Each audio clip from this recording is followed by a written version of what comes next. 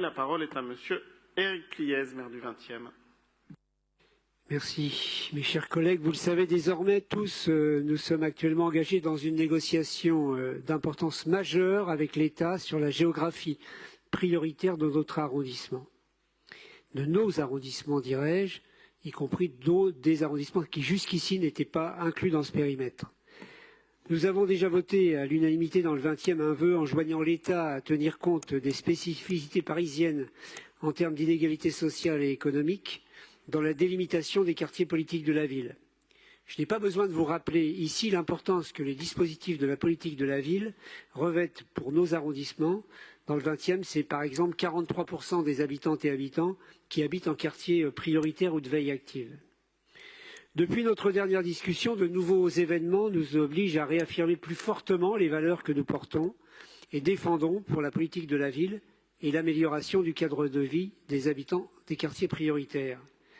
Tout d'abord, le meurtre du jeune Naël à Nanterre par un policier, une étincelle qui a fait s'embraser nos quartiers pendant plusieurs jours et qui a malheureusement remis en lumière le ressentiment entretenu par une partie de la jeunesse envers nos institutions. Tous les acteurs jeunesse font part du même constat, un manque de moyens humains et financiers qui les oblige à effectuer leur mission dans un cadre dégradé et les laisse impuissants pour répondre aux demandes de la jeunesse.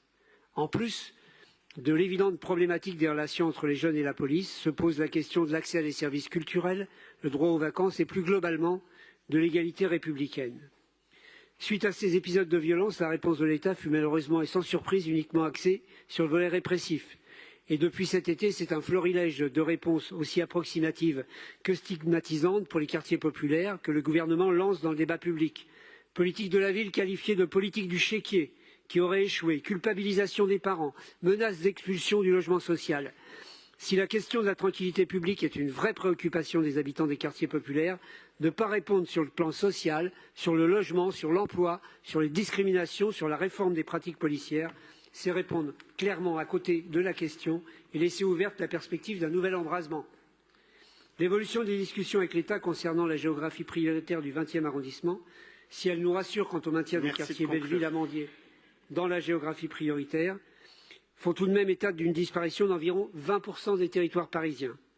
Nous sommes bien évidemment solidaires de nos collègues des arrondissements qui composent le Grand Belleville.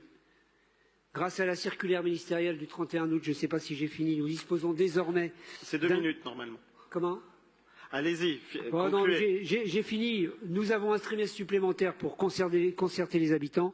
Et donc je vous engage à voter ce vœu qui nous concerne tous à Paris et qui nous permettra de poursuivre les discussions avec le ministère et de pérenniser les moyens de la politique de la ville dans les quartiers prioritaires de la capitale. Merci.